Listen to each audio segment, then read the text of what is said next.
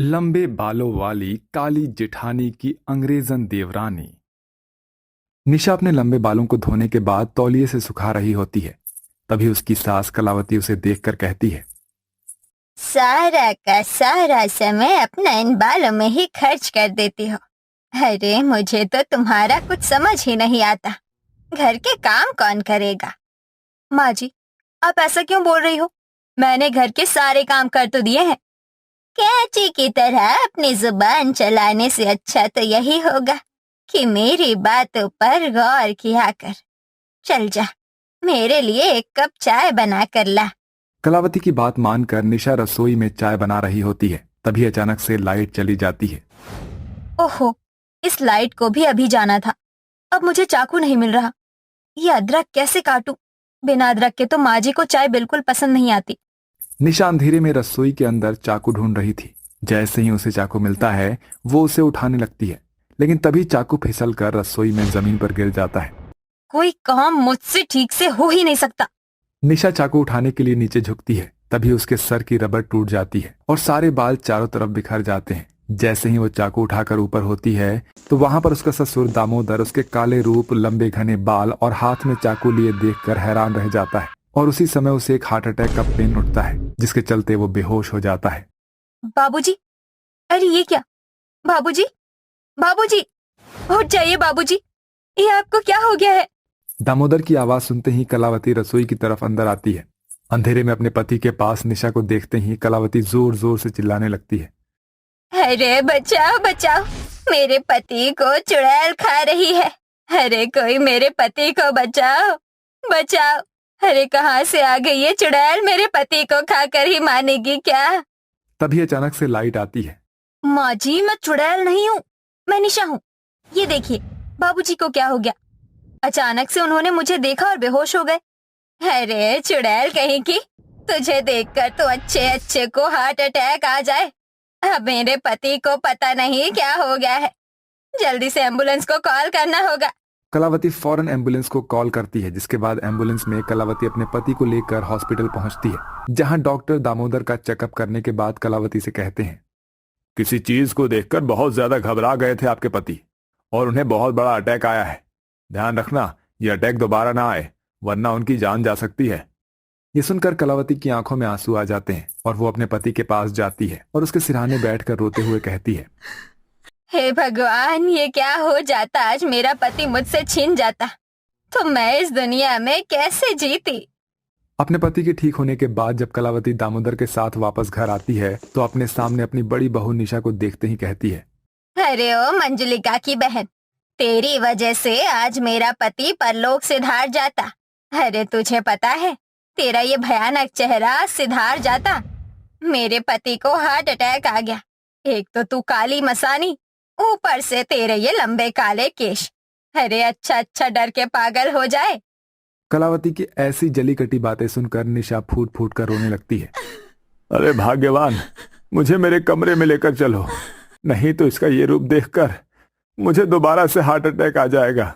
कलावती अपने पति को अपने कमरे में ले जाती है, जहां बेचारी निशा रोते हुए अपने कमरे में चली जाती है। पता नहीं क्यों मैं इतनी काली हूँ। काश मेरा रंग थोड़ा साफ होता तो मेरे ससुराल में सब लोग मेरी इतनी बेइज्जती ना करते। निशा अपने रंग को लेकर रो रही होती है कि तभी वहां पर उसका देवर सिद्धार्थ अपनी एक अंग्रेजन गर्लफ्रेंड के साथ शादी करके उसे घर ले आता है। अरे माँ, कहाँ हो? अरे देखो तो मैं आपके लिए इस घर की बहू लेकर आया हूँ। अरे बेटा, इतनी जोर से क्यों चिल्ला रहा है? और ये अंग्रेजन लड़की कौन है? अरे माँ, ये आपकी छोटी बहू है, इसका नाम है मैरी। नमस्ते माँ जी। अपने सामने एक अंग्रेजन गोरी भूरे बाल वाली बहू को देखते ही कलावती बहुत खुश होती है और वो मैरी के चेहरे को पकड़कर कहती है, अरे वाह बेटा, तू तो बिल्कुल चांद का टुकड़ा लेकर आया है। ऊपर से तेरी इस अंग्रेजन पत्नी को हिंदी भी बोलनी आती है। कितनी सुंदर और गोरी है। अरे वाह, so beautiful, so elegant, just looking like a wow. अरे माँ बस भी करो, लगता है आजकल इंस्टाग्राम कुछ ज्यादा ही देखने लगी हो तुम। हाँ हाँ, मैंने तो इंस्टाग्राम पर तेरी पत्नी जैसी अंग्रेजन लड़कियों को भी देखा था, जो हिंदू लोगों की तरह कपड़े पहनकर राधे कृष्णा जपती रहती है। लेकिन ये बहू, तुमने तो बड़े छोटे कपड़े पहने हैं। इसमें क्या प्रॉब्लम है माँ जी? आजकल तो ऐसे ही कपड़े चल रहे हैं ट्रेंडिंग में। अब तो तुम्हारी शादी हो गई है ना बहू, चलो मैं तुम्हें प्यारे प्यारे कपड़े देती हूँ, तुम वही पहनना। कलावती अपनी गोरी बहू मैरी को अपने साथ अपने कमरे में ले जाती है। मैरी को कलावती अपनी नई नई साड़ियां देती है जो उसने आज तक निशा को कभी नहीं दी थी। ये साड़ियाँ बहुत महंगी है बहू, इन्हें तुम पहन लेना। Oh my God, I fool, you know ना mother in law, I don't need long dress like ढाका ढाका, मुझे पसंद नहीं, समझ रही हो ना माँ जी?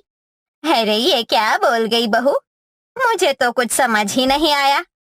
ओह माय गॉड, बेचारी, पोर इंडियन। मैरी ऐसा कहकर सिद्धार्थ के पास वापस लौट कर आ जाती है और अपने कमरे में थोड़ी देर आराम करने के लिए चली जाती है। वहीं कलावती को उसकी कोई बात समझ नहीं आती। जब अपनी देवरानी के बारे में निशा को पता चलता है तो वो उससे मिलने के लिए उसके कमरे में आती है।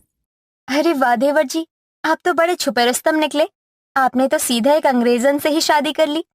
ओह माय गॉड, ये ब्लैक ब्यूटी किसकी है? क्या दिक्कत है निशा भाभी, आप यहाँ क्यों आई हो? मेरी अभी अभी तो इस घर के अंदर आई है, आपकी सूरत देखते ही वो डर जाएगी। अब चली जाओ यहाँ से। Siddharth, you don't tell me, who is she? क्या हुआ, क्या ये तुम्हारी भाभी है? शी इज सो अगली, सो बकवास, जस्ट लुकिंग लाइक अ दफा हो जाओ। I tell you all baby, just wait. ऐसा कहकर वो अपनी भाभी निशा को वहां से भगा देता है, जिसके बाद वो मैरी को निशा के बारे में सब कुछ बताता है। मैरी को निशा जरा भी पसंद नहीं आती क्योंकि वो काली और उसके बाल काफी ज्यादा लंबे होते हैं। ऐसे ही कुछ ही दिनों में मैरी की हरकतें अब घर के लोगों को बिल्कुल पसंद नहीं आती, जैसे लेट नाइट छोटे कपड़े पहनकर पार्टी करना और लेट से घर आना, घर में भी शराब पीकर पार्टी करना। उसके बोलने के अंदाज से किसी को कुछ भी समझ नहीं आता। Oh, where is everyone? Where is my tea? Hello, Black Beauty. क्या तुमको सुनाई नहीं दे रहा? मेरी टी कहाँ है? देवरानी जी, ये टी क्या होता है? ओह हो डोंकी वुमन, तुम्हें इतना भी नहीं पता कि क्या होता है टी? मतलब चाय होती है। जाओ मेरी चाय लेकर आओ। मैरी अपनी जेठानी के ऊपर हुक्म चलाती है और अपने सारे काम उसी से करवाती है, जिसके चलते अब कलावती को अपनी छोटी बहू बिल्कुल पसंद नहीं आती और वो निशा के साथ अच्छे से बर्ताव करने लगती है। बहू तुम खड़ी क्यों हो? चलो तुम भी खाना खा लो सबके साथ। इस ब्लैक ब्यूटी को यहाँ टेबल पर बैठने की क्या जरूरत है? हमारे खाना खाने के बाद भी तो खा सकती थी। तुम्हारी ही तरह निशा भी घर की बहू है, इसलिए तुम अपनी जेठानी से सही से पेश आओ। पहली बार अपनी सास को अपनी तरफ बोलते हुए देखकर निशा बहुत खुश होती है। वहीं मेरी को बहुत तेज से गुस्सा आता है और वो रात को मौका देखते ही अपनी जेठानी से बदला लेने के लिए उसके बाल काटने उसके कमरे में चली जाती है। लेकिन लाइट ऑफ होने की वजह से अलमारी के ऊपर रखी एलपी उसके सर पर गिर जाती है, जिसके चलते उसके सारे बाल चिपक जाते हैं। ओह माय गॉड, ये मेरे बालों को क्या हो गया? ओह माय गॉड, कोई मेरी मदद करो। मैरी के जोर से चिल्लाने की वजह से निशा की आंखें खुल जाती है और वो कमरे की लाइट ऑन करती है, जिसके बाद वो देखती है कि उसके सर पर एलपी गिरने की वजह से उसके सारे बाल चिपक गए हैं। अरे देवरानी जी, तुम्हारे तो सारे बाल चिपक गए। मैरी फूट फूट कर रो रही होती है। अब उसके बालों पर ट्रिमर चलाने के अलावा और कोई भी चारा नहीं होता है। इसी के चलते मैरी पूरी तरह से गंजी हो जाती है और अपनी गलती का उसे एहसास भी होता है। मैं तुम्हारे लिए कुआं खोदने गई थी और उसमें मैं खुद ही गिर गई। मुझे माफ कर दो जेठानी जी, मुझे अपनी गलती का एहसास है। मुझे तुम्हारे साथ ऐसा नहीं करना चाहिए था। बस करो देवरानी जी, तुम्हें माफी मांगने की कोई जरूरत नहीं है। तुम्हारे बाल चले गए तो क्या हुआ, मैं तुम्हारे बालों की अच्छे से केयरिंग करूंगी। बहुत जल्दी तुम्हारे सुंदर सुनहरे बाल आ जाएंगे।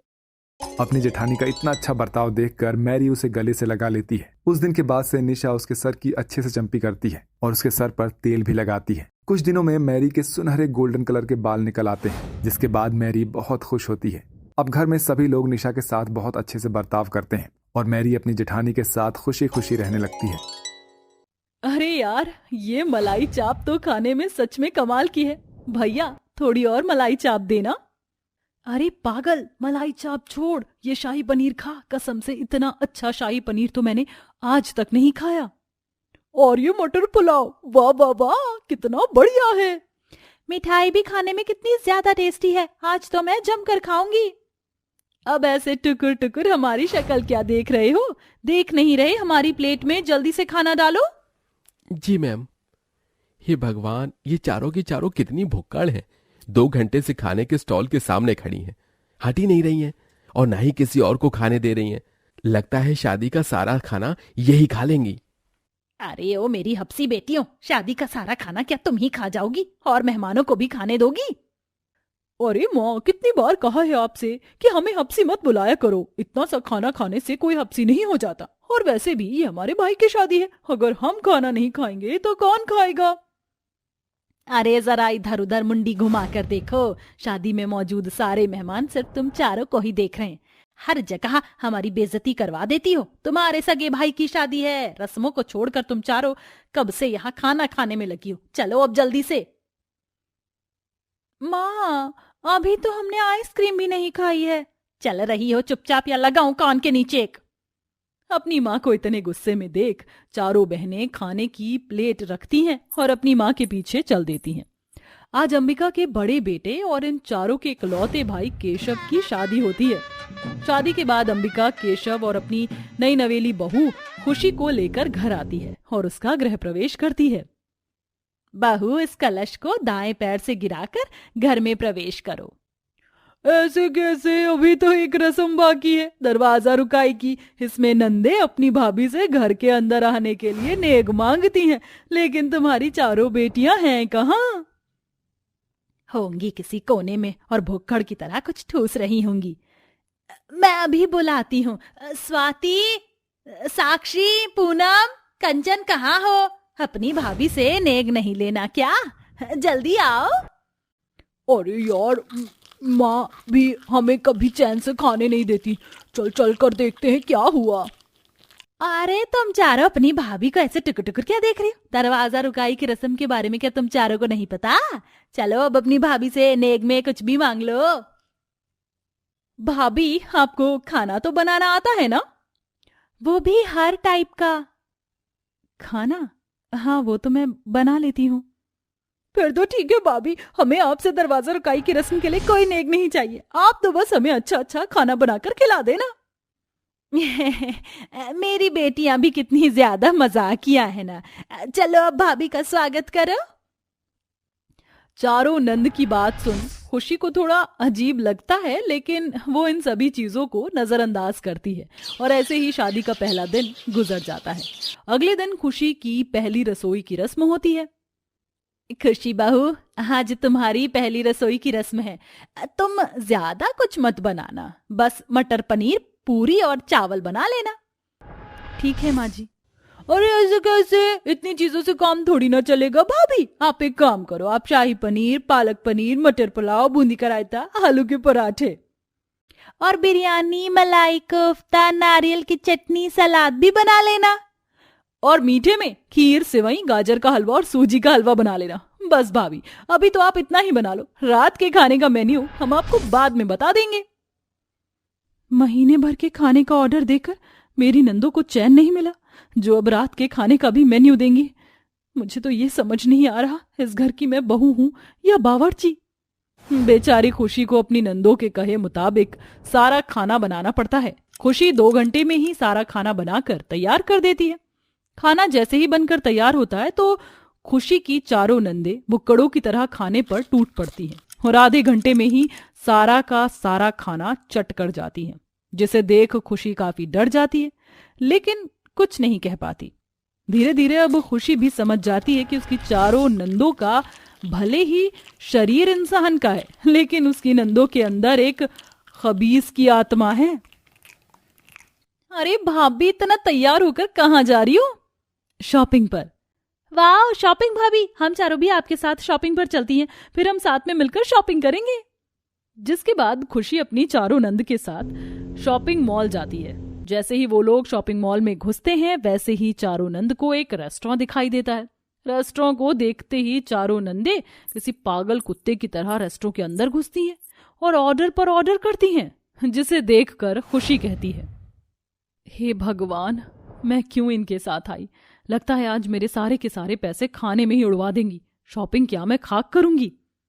अपनी नंदों के भुक्खड़पन की वजह से अब खुशी को भी काफी परेशानी होने लगी थी। चारों नंदे हमेशा खुशी से कुछ न कुछ बनवाती ही रहती थी और ऐसे ही कई महीने गुजर जाते हैं, जिसके बाद एक दिन घर में सबको पता चलता है कि खुशी प्रेग्नेंट है। खुशी की प्रेगनेंसी की खबर सुनकर चारों नंदों को कोई खास फर्क नहीं पड़ता और वो ऐसी हालत में भी हमेशा अपनी भाभी से खाना बनवाती हैं। अरे भाभी, आप यहाँ बैठे बैठे आराम कर रही हो। आपको पता है ना कि ठीक 2 बजे हम दोपहर का खाना खाते हैं और आपने अभी तक हमारा दोपहर का खाना बनाया नहीं। तुम चारों तो जानती हो ना कि मैं प्रेग्नेंट हूँ। मेरा 6वां महीना चल रहा है। डॉक्टर ने मुझे आराम करने को कहा है। हमारे सामने ड्रामा करने की कोई जरूरत नहीं है। चुपचाप से हमारे लिए खाना बनाओ, ठीक है? अपनी नंदों का अपने लिए ऐसा रवैया देखकर खुशी की आंखों में आंसू आ जाते हैं और ना चाहते हुए भी खुशी को खाना बनाना पड़ता है। खुशी की चारों नंदे खुशी से प्रेगनेंसी की हालत में भी दिन रात घर के काम करवाती और अपने लिए खाना बनवाती, जिससे खुशी की हालत दिन पर दिन खराब हो रही थी। ऐसे ही एक दिन, तुम चारों खुशी का अच्छे से ध्यान रखना। हम लोग मंदिर से जल्द ही लौट आएंगे। ऐसा ना हो खाने के चक्कर में अपनी भाभी का ध्यान ही रखना भूल जाओ। खुशी के सास, ससुर और पति मंदिर चले जाते हैं, जिसके बाद यार बहुत ज्यादा भूख लगी है। माँ भी खाने के लिए कुछ बना कर नहीं गई हैं। तो क्या हुआ, भाभी है ना, वो किस दिन काम आएंगी? चारों नंदे अपनी भाभी के कमरे में जाती हैं।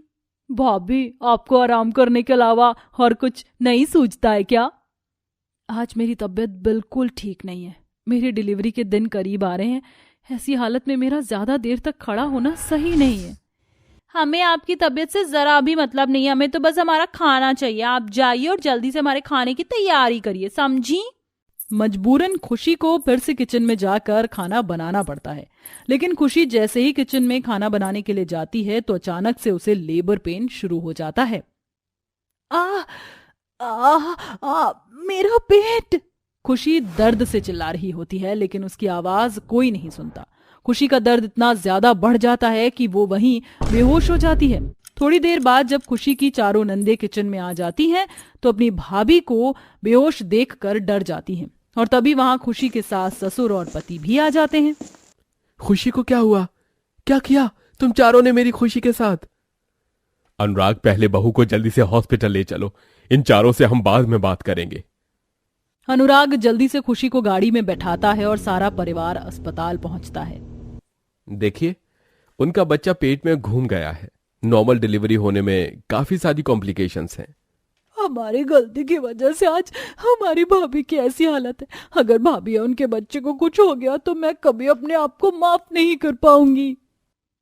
ये सब सिर्फ हमारे भुक्कड़पन की वजह से हुआ है। हे भगवान, चाहे हमारे साथ कुछ भी कर लो, लेकिन हमारी भाभी को कुछ मत करना। काफी देर तक खुशी की डिलीवरी का प्रोसेस चलता रहता है। कुछ घंटे बाद खुशी की डिलीवरी हो जाती है और वो बहुत प्यारे से बेटे को जन्म देती है। सारा परिवार खुशी के पास जाता है। भाभी, हमें माफ कर देना। हमारी गलती की वजह से आपको क्या क्या नहीं सहना पड़ा। हमें अपनी गलती का एहसास हो गया है। भाभी, हमें माफ कर दीजिए। हम कभी अपने भुक्कड़पन की वजह से किसी को परेशान नहीं करेंगे।